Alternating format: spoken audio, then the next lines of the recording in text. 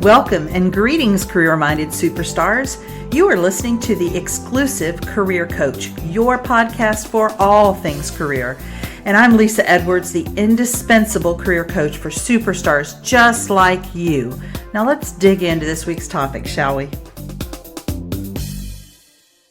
Go from dragging yourself to work each day to finding a job you love. The Career Spring program is for high-achieving and ambitious mid-level professionals like you who are looking for a job that uses your zone of genius, recognizes your value, and pays you what you're worth. If you're ready to learn more, schedule a complimentary consult using the link to my calendar in the show notes. Be sure to follow me on Exclusive Career Coaching on Facebook, Lisa Edwards on LinkedIn, and Lisa.Edwards on Instagram. Greetings. How are you doing? How's April treated you? April for me has been a huge transition period. I had a birthday. I went to Steamboat Springs, Colorado with my family to celebrate my son's 30th birthday. And I moved into a home. And so I've had a lot of changes. If it sounds any different, it's because I'm in a different closet and I haven't soundproofed it yet. All right, today we're going to talk about how to leverage coaching competencies if you aren't a certified coach. This is a pretty deep dive, but the reason I'm doing this episode is because I've heard enough horror stories from clients who have talked about how their bosses have coached them. And coaching, because it's an unregulated industry, a lot of people call themselves coaches. And frankly, your boss can coach you and say that he's coaching you without any particular certification. And I want to try to help you guys as you become, or if you are already managers of people, to do a better job. Many people in leadership positions in companies choose to get a coaching certification, but I recognize that that may not be appropriate or attainable for everyone. So I wanted to give you kind of a down and dirty coaching lesson today to help you become a better coach. I am a certified executive and leadership development coach, and I'm going to be talking about the competencies laid out by the International Coaching Federation, which is our main governing body, the ICF, and they have really good coaching competencies. So I want to go over those with you, some of them today. A reminder that I offer monthly job search masterclass on various topics around the job search, networking, interview skills, resume writing, all of that. It's always held on the third Thursday of every month at 4:00 p.m. Eastern. The link is in the show notes so that you can find the next session, what it's about, and to actually register, you have to register to attend. All right, let's dive into these competencies. The first one I want to talk about is cultivates trust and safety. And the reason I think this one is number one and should be number one is that if you don't have that trust and safety with your employees, you're not going to be able to coach them effectively. So it's so important that you create a safe, supportive environment that is going to facilitate your employees opening up, being able to share freely with you, own up to their mistakes, own up to their doubts and fears, and, you build mutual respect and trust. So that's number one, cultivates trust and safety. Number two is maintains presence. It's so important that as you're coaching, that you are present with your employees at all times, really, even when you aren't coaching them, to really be present for them. But especially when you go into the coaching arrangement, you want to eliminate any potential for disruptions. So you want to make sure that both your potential for mental distractions is eliminated or minimized, and also environmental distractions. So here are some tools for maintaining presence in the coaching relationship. Number one, you want to have an agenda and flexibility. So when I think about how I position this with my clients, is I say, we actually do a pre-coaching call. So once they've signed on and we're getting ready to do the coaching portion of their package, we do a pre-call, and it has two purposes. One is to establish the goals, and number two is to set up the times for these calls. But I make it very clear that at any point they can come to the call, or they can reach out to me via email ahead of a call and say, hey, I know we were supposed to talk about X today, but Y has come up, and I really want to talk about Y instead of X. So you want to have an agenda for these calls, a purpose that is working you towards the ultimate goal. We're going to be talking about the goals in a minute. And also have that flexibility that if something has come up that the employee wants to work on, that you can kind of jump tracks and go with what will serve them the best. Also, you want to trust your intuition. So if you get a hunch through the coaching process that something else is going on, or that there's something they're not saying, or whatever the case may be, if you're feeling something in your gut, trust it and act on it. At least ask the question to see maybe what comes up. Also, be open to not knowing and to taking risks. So in terms of, you as the coach are not supposed to have all the answers. It's not possible for any one person to have all the answers. And really, you're not the person who is giving the answers. You're the person who is facilitating the answers coming to your client, to your employee. So it's okay if you don't know, if they say, should I do it this way or this way? And you honestly don't know, you can say that. And then you can say, well, let's try both. Let's come up with a way that you can try both options and see which one works best for you. And also taking risks, like putting yourself out there, asking your employee to put themselves out there to try new things. I think one of the biggest tools that I personally use in the coaching relationship is using humor to lighten the mood. So especially as things get dark or maybe sad or kind of take a downturn, I think that humor is an incredibly good tool, and just kind of lighten the mood up and break the tension. And then finally, you want to avoid being overwhelmed by your employees' emotions. So you want to maintain that professional distance. Now, compassion is absolutely called for in the coaching arrangement. And at the same time, you don't want to be overwhelmed by that. You don't want to carry those emotions around with you and have them weigh you down. So you want to find a way to have a little bit of professional distance. So that's number 2, maintains presence. Number 3, listens actively. You, of course, want to hear what your employee is saying and what your employee is not saying to fully understand what's going on. And so a great coach is going to do a lot less talking than listening.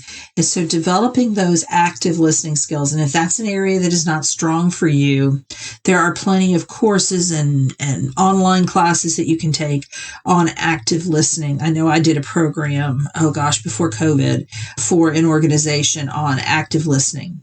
And we spent a whole day really developing those skills. So you want to make sure that you're really listening and hearing what the employee is saying. That's number 3, listens actively. Number 4, powerful questioning to evoke awareness. One of the biggest tools in a coach's toolbox are powerful questions that really shift the paradigm for the employee, that really cause them to kind of stop in their tracks and have to think about the answer to the question.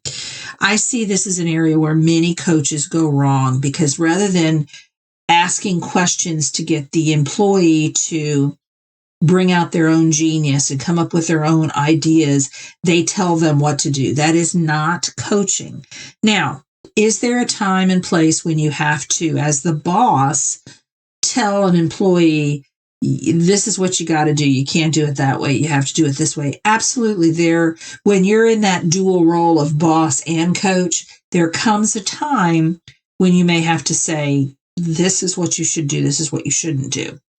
But I think many coaches who are also bosses use that far too often and tell the employee what to do rather than letting them come up with their own genius. So what are these powerful questions? Powerful questions are ones that allow the employee to access their own wisdom and their own knowledge. You want to get the employee to think new ways, get insights into how to handle a situation, into themselves. And these questions are going to be future focused rather than focusing on the past. Because if we focus on the past, all we're going to do is recreate what we've already got. We want new ways of thinking so that we can have new ways of doing. And some of the tools that you can use for powerful questioning to evoke awareness includes silence. So just being present being silent, let the employee work through the question in their head. Don't try to jump in with answers or further questions. Just let them sit in the silence. And then also oftentimes metaphors or analogies really work. So thinking about, okay, so it seems the way that I have already expressed this hasn't really connected with the employee. Let me say it in a different way. Let me go into my toolbox and figure out a new way of expressing this. So that's number 4, powerful questioning to evoke awareness. Number 5 is facilitates growth. The purpose of coaching should be to promote your employees' autonomy, their ability to transform their book knowledge and their experience and their insights into action, right? So taking what they've been through, what they know, what they've learned, and translating it into action that gets the desired results. So that is a huge piece of what a coach does, is facilitates growth. And that's number 5. Number 6 is goal setting. It's so important, as I mentioned earlier, how I do it with my clients. You want to enter into the coaching relationship with specific goals. And that doesn't mean that they can't be changed and should be revisited periodically and revised as needed throughout the coaching arrangement. Something happens, their job changes, their something happens in their personal life. So it's perfectly acceptable to have that flexibility we talked about at the beginning.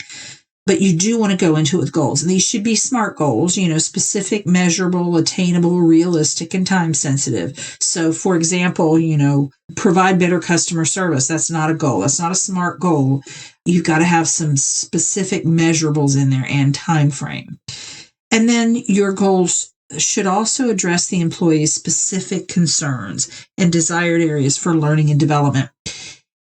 It's not about what you want. Now you can influence that as the boss, and you can have conversations about, what about this area? I've seen this, and what about working on that area? But ultimately, the employee has to buy into the goals, and they have to be relevant to what the employee sees as most important, or they're not going to move forward and they're not going to really participate.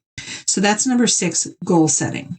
Number 7, designing actions. All right. So the employee should drive the actions that she takes as a result of the coaching. This is not your job. You can give suggestions and input and feedback, but the employee has to buy in and do the things.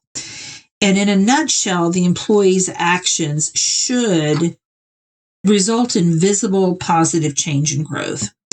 So that the employee has the freedom and the space to try new things, explore ideas, operationalize the concepts discussed in coaching, or perhaps there's maybe a reading assignment that you give your employee, and they have a chance to then utilize and try out that concept. Another piece of the coaching actions are ways to challenge the employee's existing beliefs and assumptions. So when you identify something that maybe is an ingrained belief about, employees that they supervise, or the work that they do, or I don't know, whatever it is, and you see that they have a thought error there, that they are believing something that isn't serving them, then you want to give them opportunities to challenge that and to learn other ways of thinking about that thing. You also want the employee to be able to celebrate successes and growths, right? So the coaching room, if you will, then becomes this very safe place to, get the attaboys for what you did right, or, at the same time to get encouraged when they don't meet their expectations, when they don't follow through with their actions. We're going to talk a little bit more about that in a minute. So again, the whole purpose of designing actions, which is number 7, is so that we see visible positive change and growth in that employee. Number 8 is managing progress and accountability. And this is the last one. So as a coach, you want to encourage your employee to define their own methods of holding themselves accountable. You are in a supporting role. You are not running the show here. So you should never chastise an employee for not taking the agreed upon actions. You want to celebrate when they do, but you want to come at it from a place of support and concern when they don't, and really become curious about Why did this employee not do the things we agreed on? What's going on for them? And asking the right questions. So here are some ways to hold an employee accountable. Number one, you want to make sure that the agreed upon actions are very clear with the employee, that there's no misunderstanding. Then you want to ask the employee about their progress on the actions that they committed to in the last sessions. Then you want to acknowledge them for their progress. You want to keep them on track with their coaching plan. So, again, it's that balance between having a plan and being flexible. You want to remain open to adjusting the coaching plan in ways that will serve the client, not because you're letting them off the hook or because, they can't keep up, but because there has been a shift in their work responsibilities or their priorities or whatever the case may be. And you want to be allowing and facilitating the employee's ability to develop their own ability to make decisions, right? So they're not depending on you.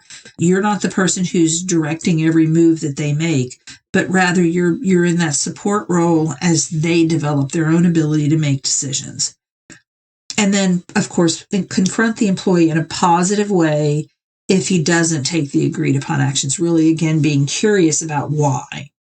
So those competencies, again, for you, cultivates trust and security and safety, maintains presence, listens actively, powerful questioning to evoke awareness, facilitates growth, goal setting, designing actions, and managing progress and accountability.